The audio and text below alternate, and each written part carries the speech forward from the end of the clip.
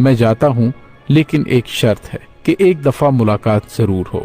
ناظرین، روایات کے اندر ہے کہ امام حسین علیہ السلام نے فرمایا کہ ایک تاریخ یاد رکھنا، 10 محرم 61 ہجری، میدان کربلا کے ٹیلے کے پاس سے تمہیں ایک آواز آئے گی، بس اس آواز پر چلے آنا، مجھ سے ملاقات ہو جائے گی۔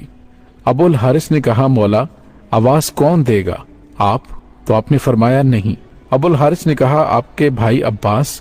آپ نے فرمایا نہیں۔ تو پھر امام حسین علیہ السلام روئے اور فرمایا، میری 4 سال کی بیٹی سکینہ تمہیں آواز دے گی یا پھر ہماری اماں فضہ تمہیں آواز دیں گی؟ ناظرین، آج بھی کربلا معلیٰ میں وہ مقام موجود ہے جہاں کھڑے ہو کر بی بی فضہ نے ابو الحارث شیر کو آواز دی تھی۔ ناظرین، امام حسین علیہ السلام نے جب ابو الحارث کو آزاد کیا تو انہوں نے فرمایا کہ اے ابو الحارث، تم ملک عراق میں چلے جاؤ، وہاں پر نینوا کا ایک جنگل ہے، اس جنگل کا بادشاہ شیر مر چکا ہے، تم وہاں چلے جاؤ اور وہاں پر جا کر بادشاہی کرو۔ ناظرین، یوں امام حسین علیہ السلام کا حکم مان کر ابو الحارث مدینہ سے چلا گیا۔ ناظرین، وہ عاشور کی شام تھی کہ جب امام حسین علیہ السلام شہید ہوئے تو امام کی شہادت کے بعد شور و غل بپا ہوا۔ عمر ابن سعد لعین کا حکم تھا کہ امام حسین علیہ السلام کی لاش پر گھوڑے دوڑا دیے جائیں اور لاش مبارک کو پامال کر دیا جائے۔ یہ آواز سن کر اہل حرم میں قیامت برپا ہو گئی۔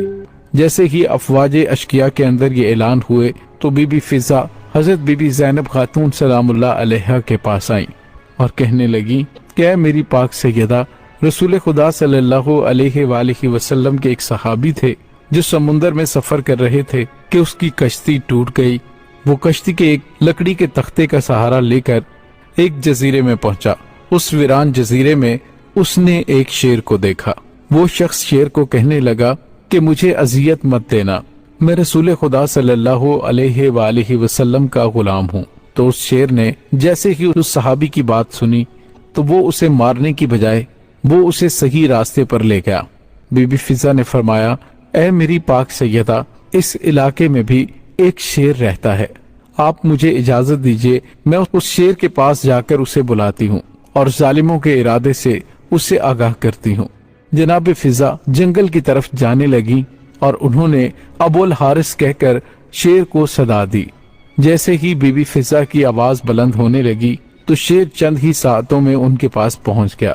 بی بی فضہ نے فرمایا، اے ابو الحارث، کیا تجھے معلوم ہے کہ یہ ظالم امام حسین علیہ السلام کے جسم اطہر کو پامال کرنا چاہتے ہیں اور لاش کو پامال کرنے کے بعد یہ گھوڑوں کے ٹاپوں سے ان کی لاش کو ناقابل شناخت بنانا چاہتے ہیں۔ یہ سن کر وہ شیر ابو الحارث بی بی فضہ کے ساتھ آ گیا اور مقتل میں پہنچ کر امام حسین علیہ السلام کی لاش کے پاس بیٹھ گیا۔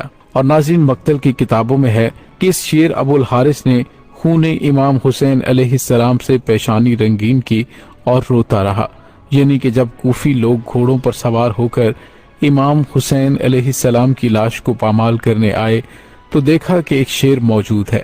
گھوڑے وہاں نہ ٹھہر سکے اور بے قابو ہو کر بھاگ نکلے، سواروں نے بھی پلٹ کر نہ دیکھا۔ جب اس واقعے کی عمر ابن سعد کو خبر ملی تو وہ لعین کہنے لگا کہ اس کو کسی پر ظاہر نہ کرنا، یہ ایک فتنہ ہے۔ ناظرین، جناب فضہ سلام اللہ علیہا نے شیر کے آنے کی خبر جناب زینب پاک سلام اللہ علیہا کو سنائی اور اس طرح لاش اطہر پامال ہونے سے محفوظ رہی۔ ناظرین، کچھ لوگوں نے روایت کی ہے کہ بی بی فضہ نے شیر ابو الحارث کو امام حسین علیہ السلام کا لاشا ڈھونڈنے کے لیے بلایا تھا، جو کہ یزیدی فوج نے لاش اقدس پہ گھوڑے دوڑا کر پامال کر دیا تھا، اور وہ گھوڑے اواجہ کے نام سے مشہور تھے، جنہوں نے اپنے ٹاپوں سے نبی کے نواسے امام حسین علیہ السلام کا جسم روند ڈالا تھا۔ ناظرین، اس کا ذکر مقاتل کی کتابوں ریاض القدس میں موجود ہے۔ اس کے علاوہ مولد سبتین کی جلد دوم کے صفحہ نمبر 94 اور 95 پر یہ واقعہ موجود ہے، اور مقتل کی کتاب ریاض القدس میں صفحہ نمبر 325